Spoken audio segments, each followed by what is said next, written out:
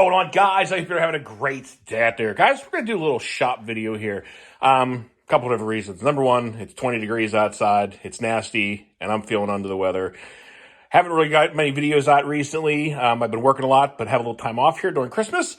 And I've been seeing a lot of posts recently, questions in my videos on some of the Facebook groups. A lot of people getting cars. A lot of people are going to get new cars here for Christmas.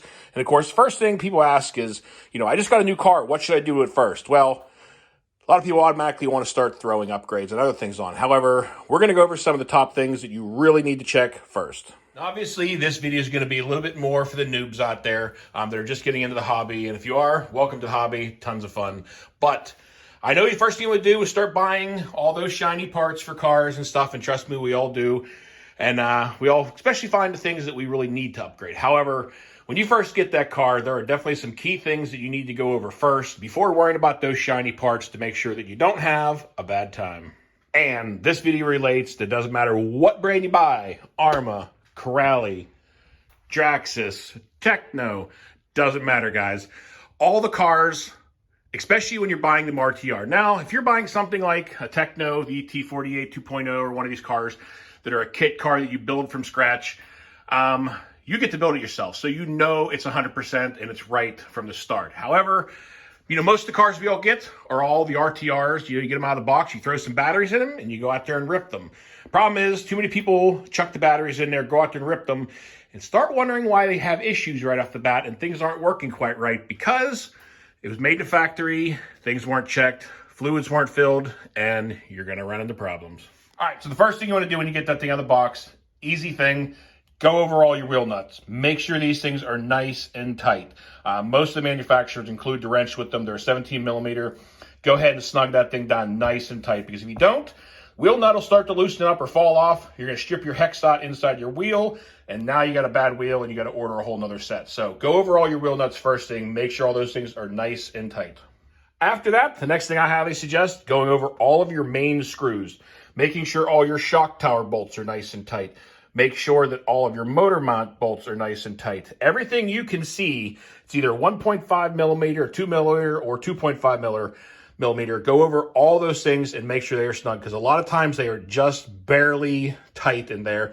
In your first run, screws are going to start falling out. What you want to do is flip your car over also and go over all the ones on the bottom of the chassis, especially these that go into your differentials. These are 2.5 millimeter. Go over all these and make sure they're nice and tight. Don't go crazy and strip them out, but make sure they are nice and snug and all these because you don't want any of this stuff loosening up, pieces falling out, because then you're going to start wearing parts out or breaking stuff. So that's the number two. Go over all your screws. Make sure everything is tight. Now, once you got all your screws tight and your wheels tight and making sure nothing's ready to fall off and rattle off on your first rip, next thing you want to get into, I suggest, honestly, highly, before you even run the car, but I know a lot of people can't wait. They want to get a battery in that and go out there and rip the thing. Next big important thing is checking your differential fluids, guys. Cannot stress this enough. I mean, the cars come from the factory. You're paying decent price for the cars. Yes, they should be filled with fluids. However, they're not, and that's just the truth. They're not going to be filled with fluids. They're not going to be filled to the proper levels. The differentials are not going to be working the way they're supposed to. They're going to overheat. You're going to blow out bearings. You're going to wear everything out really quickly. So go over all your differentials. Now, I have a few pieces here. I have a center diff out of an Arma. I'm not sure what this was out of. However, take these bolts off the top here. Now, I have an M2C Racing aftermarket motor mount here, but factory Arma one's plastic. Unscrew that. Pull your center diff out of here. There's 4 screws here on this side. Pop those out and make sure that the fluids are filled up to the proper levels. I'm going to try and pull a diff out here, and I'll show you kind of where I fill mine to. It's kind of hard. A lot of times I overfill mine a tiny bit, and it starts to squeeze out the sides, but I also want to make sure it's full. And we're also going to go over weights that I use in my cars. Now, this is what I use in mine. Now, any guys that are watching my videos, I do jump my cars decent, so I put a little heavier fluids and certain things in there work well for me. But I'll go over what I use in mine, and you guys can use it if you want. Now, here is a rear differential out of, I don't know, an EXB or an Arma or whatever. Anyway, they're pretty much all the same, and you're going to want to kind of do your fluids. Now, I'm just using some shock fluid because I'm not going to try and squeeze out some thick differential fluid right now. But I'm going to show you basically the level that I fill mine to on a normal basis. Usually get it to right about there. Kind of hard to see, I guess. It's just starting to cover up the top of the gears inside. Right about in there is usually where I fill mine too, maybe just a tiny bit less, but this is after. Now, once you put the fluid in there initially, you're going to want to spin the gears, let this stuff settle for a little bit, but I'll let them sit to where they're just starting to touch the top of their sun gears inside. Let it settle for, 10, 15 minutes, make sure it stays there, and then you're going to go ahead and put your normal top gear back on and screw her back together. But that's usually where I'm running mine. And the same goes with your center diff gear. Your center diff here, once you change that out, pull that out and check the fluids and make sure it's filled. And I guarantee you, if you get a brand new car, it doesn't matter the manufacturer, when you pop the rear differential out or the front and the center, that fluid is not going to be that high. Most of the times when I get these cars and pop these open, there's barely any fluid in there at all, or they might be filled up a quarter of the way. And that is not good. It's going to cause everything to overheat.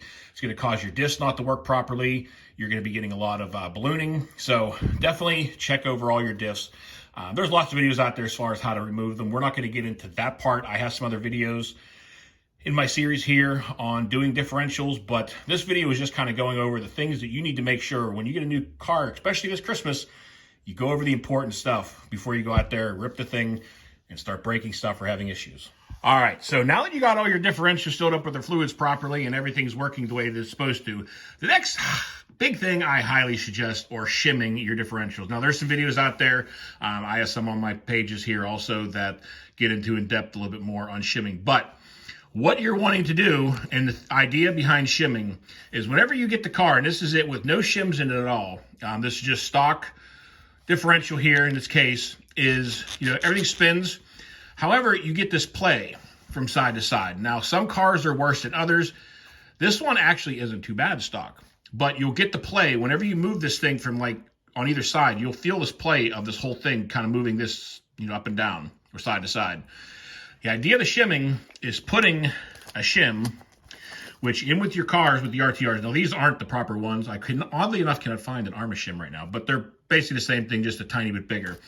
Is you're going to want to start off with one shim at a time here on the gear side, put one shim on there, slide it back into its case, and then check the play. Until you get rid of all that play and that thing is no longer moving at all from side to side, that's when you want to, you don't want to go too crazy. You don't want to have to be squeezing that thing in there real tight, but just to where all that play is gone, because what that's doing is pushing that gear over into the input gear here inside so that there's not that play and doesn't strip out your gears as easily. So that's the next thing I would definitely suggest, is getting into shimming your discs. Definitely saves a lot of problems later on with tearing your gears apart. And, it's a good practice. Every time you change them out, replace your diff fluids, check the shims, make sure everything's still nice and tight, and go over those things, at least a couple times a year, unless you're having problems. And then I would check them over again. And also on the plastic diff cases, if you start realizing you're breaking stuff a lot, check the cases over real well and make sure that you haven't got a crack somewhere that's allowing any play, because that'll start causing a lot of problems too. Now, as far as fluids that I've been running in most of my cars, usually in most of the buggies and cars, I'm running anywhere from 35 to about 40,000 weight diff fluid in the front, and usually 25 to 30 in the rear. Now, I like the front a little thicker so you don't have as much ballooning. And as far as the center, I'll do anywhere from 1 million to silicone earplugs in the center. That way it distributes the power more evenly to the front and rear. So somewhere there, last couple cars I've done in the buggies, I did, I think 30 or 50 in the front and 35 in the rear. On diff fluid weights, and then silicone earplugs. And I've been really happy with that setup. It's worked really well in most of my cars. So that's pretty much the fluid weights I've been using. Next thing we want to talk about is shocks. Obviously, the shocks are pretty easy and self-explanatory. Go ahead and pop those caps off of all 4 shocks, making sure that the fluid's filled up almost to the top. Most of the RTR cars come with the bladder shocks, and you don't quite fill them to the very tippy top, but almost. A little excess fluid in there, it'll spill over. Not the end of the world, but make sure the shocks are filled up. Now, as far as fluids that I've been running in most of my buggies and like my Creightons and the jackhammer and stuff like that, usually I've been running anywhere from 70 all around to sometimes 80 in the front and 70 in the rear. It's kind of dependent on the car. but usually around the 70 weight range. And this is like what I've been running here. A lot of this, like this, the TLR, Team Losi, 70 weight, 910 CST, if that's a number, is what I've been running all around on most of them. If I have a car that's a tiny bit more front heavy or heavier in the front, you know, I'll beef up the fluid a tiny bit in the front just to kind of compensate for that. But a pretty good starting point for if you're doing decent jumps, 70 weight's been working pretty well for me. All right, guys, so now that you got the car properly set up, greased up, lubed up, and shimmed up, hopefully, you know, make sure once you've gone over all that stuff, go out there, have some fun, give it a bash, have a good time, enjoy the hobby, take it slow, don't go going out there too crazy, don't try and imitate some of these whack jobs here on YouTube. But just go out there and have fun. And as you continue to progress and get better and better, you'll find the weak parts. You'll find the pieces that you need to worry about upgrading and changing out and making a little stronger. Also, if you're not liking the distance or your transmitter and you're looking for a cheap, you know, replacement transmitter for any car, these Dumbo transmitters, guys, you guys have seen these, I'm sure, all over YouTube. I think they're like $42 you can get these for. Really nice transmitters, work great, got really great distance on them. And for the price, you can't beat them. You get the transmitter and the receiver. You get and pop the receiver in there, and you're good to go. So if you're looking for a different transmitter, can't go wrong with one of these. I paid for that. This isn't an ad. Just, you know, these transmitters work that really great for a lot of people. So, you know, anybody out there just starting out, it's a good, inexpensive way to go. And obviously, when you do start breaking those parts, you know, you may be needing a different chassis or center braces or shock towers. You know, highly suggest M2C Racing, guys. You know, they make lots of parts for pretty much all the cars out there. They're made in the USA here, and they just put together some phenomenal stuff. So if you're looking for some upgrades later on, definitely check out M2C Racing.